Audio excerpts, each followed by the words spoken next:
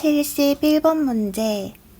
지금 보니까 전원 측에 20kV 전압을 인가할 때 반사파의 크기를 구하라고 했네요.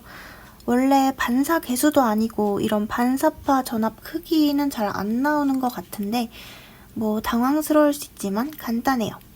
반사파 전압, 이 반사파 전압의 크기는 어떻게 구하냐면 반사 계수에서 인가된 전압을 곱하면 됩니다.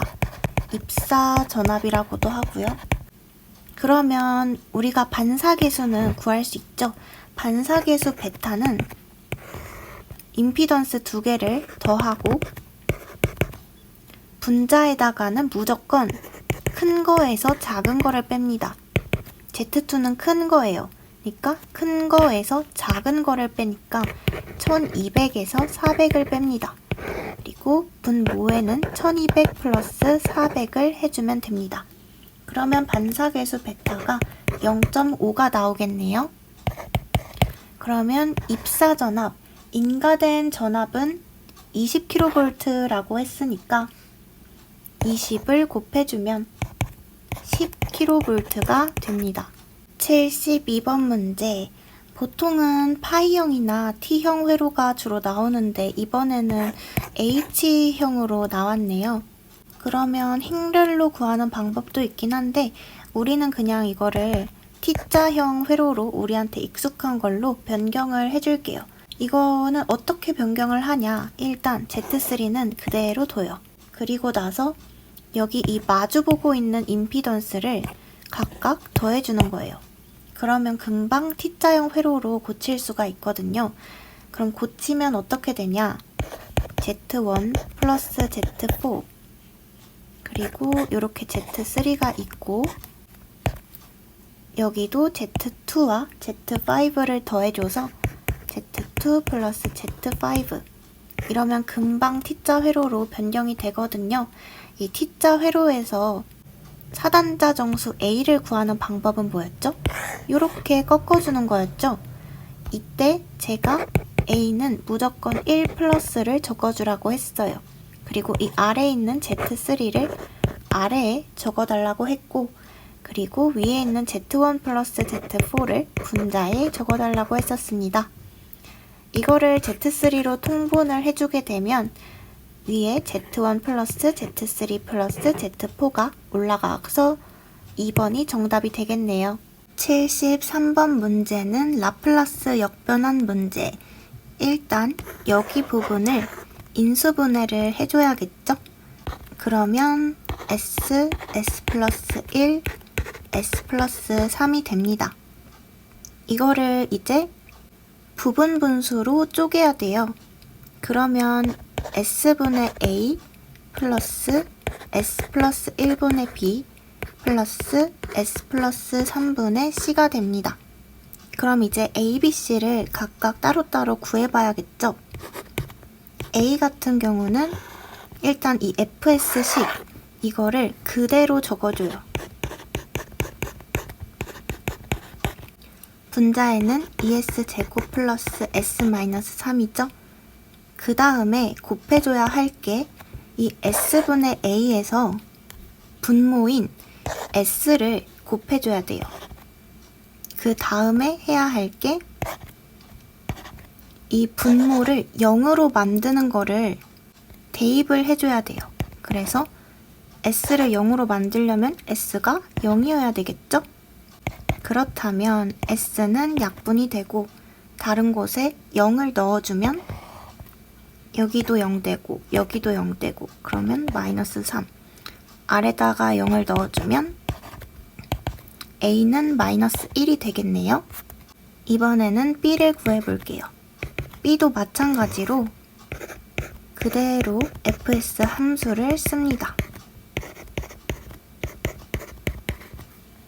그 다음에 여기에서 분모를 곱해주고요. 분모를 0으로 만드는 숫자 s는 마이너스 1이죠. 이거를 계산을 해주면 마이너스 1 곱하기 2 2 마이너스 1 마이너스 3 그럼 마이너스 2분의 마이너스 2니까 b는 1이 되겠네요. 마지막으로 c는 역시나 fs를 그대로 적어주고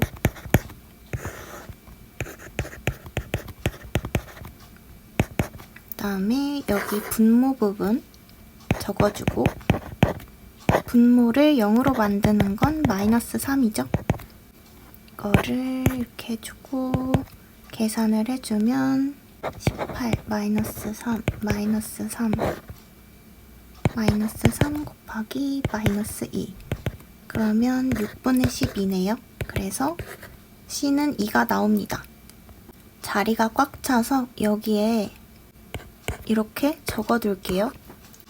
그럼 우리가 이제 fs가 어떻게 되는지 알죠?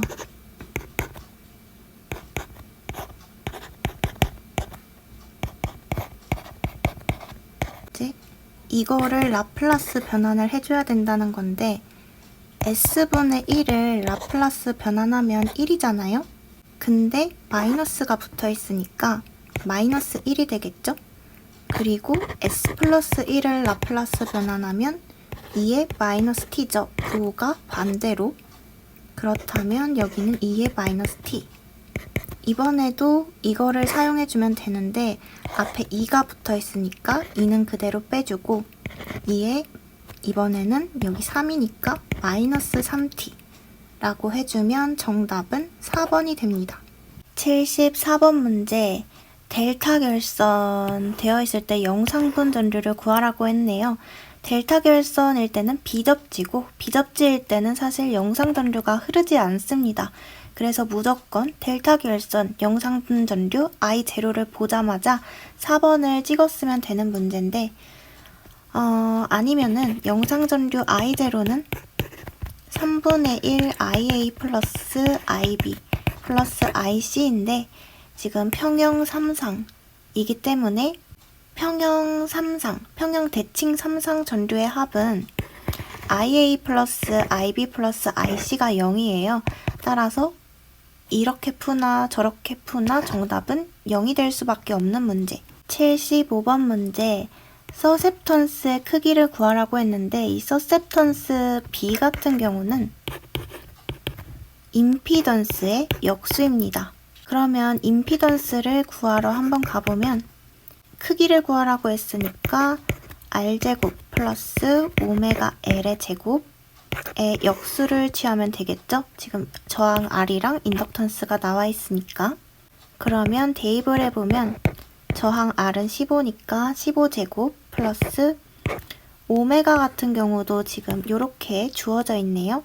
그럼 오메가도 대입을 해주고 L은 3인데 지금 단위가 미리헨리네요. 그러면 10의 마이너스 3승까지 그리고 제곱을 해주고 루트를 씌워주면 이거는 약 1885옴이 나오는데요.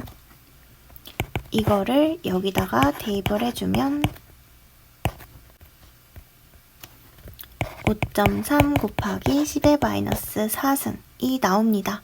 76번 문제는 델타 회로를 Y 회로로 등가 변환을 했대요. 여기 있는 이 델타 회로를 이런 식으로 변환을 한 거겠죠. 그랬을 때 ZA를 구하라고 했는데 ZA는 어떻게 구하냐면 분모에는 여기 있는 것들을 전부 더해줘요. 이게 무슨 말이냐면 분모에 ZAB 플러스 여기 ZAB 그리고 여기 ZCB 플러스 여기 ZCA를 다 더해주는 거예요. 우리가 구해야 할 게 ZA니까 이 A 부분에 여기 양쪽을 곱해주는 거예요. 그러니까 ZAB 여기랑 여기 ZCA 이거를 곱해준다는 거죠. 그랬을 때 이제 분모 ZAB를 먼저 보면 ZAB는 J6이네요. 그 다음에 ZCB를 보면 마이너스 J8 그 다음에 여기를 보면 4 플러스 J2 분모에는 ZAB는 J6이었죠? 그리고 ZCA 여기 4 플러스 J2 이거를 계산해 주게 되면 4분의 마이너스 12 플러스 J24가 나오고요. 이거를 약분해주면 마이너스 3 플러스 J6 옴이 나옵니다. 77번 문제. 회로에서 t는 0초일 때 닫혀있는 스위치를 열었대요.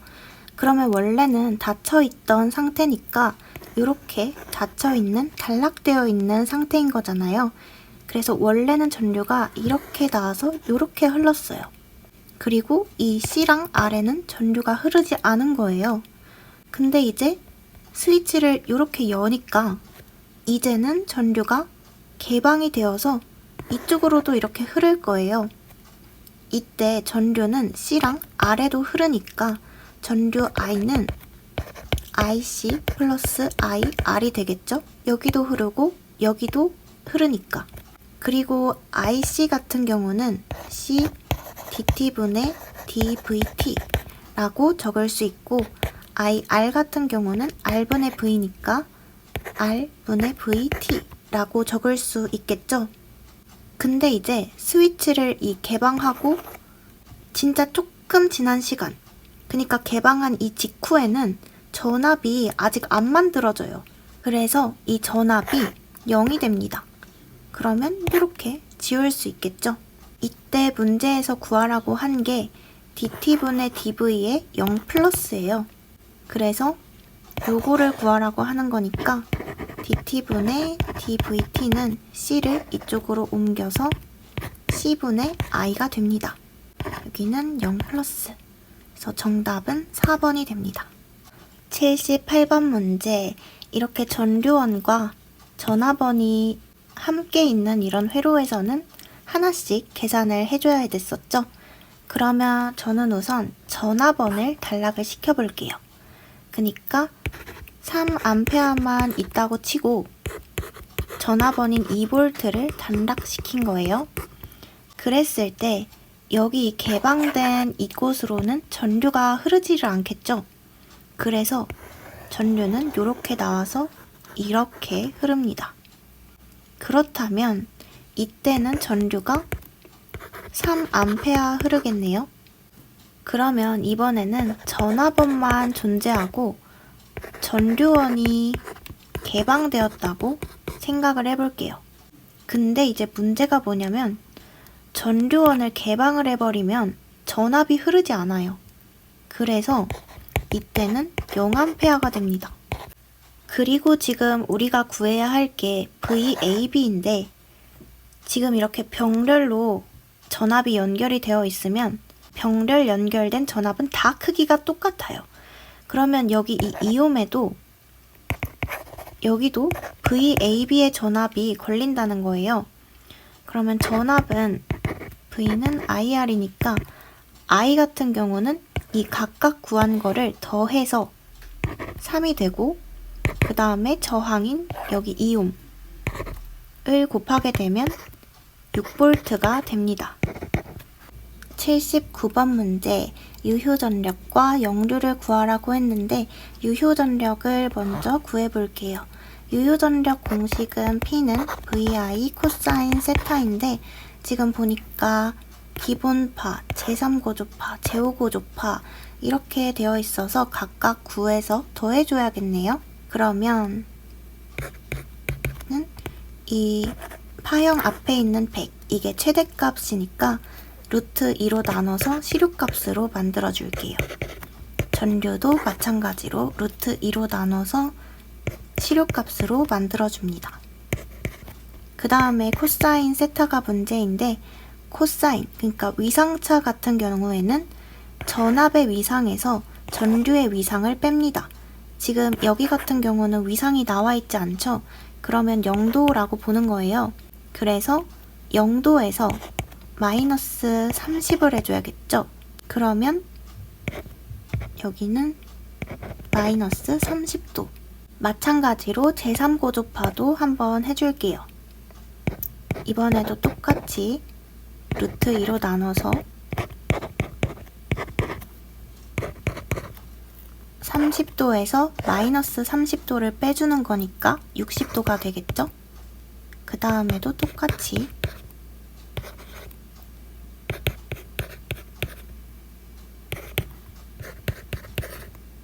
45도에서 0도를 빼주면 45도가 나오겠죠?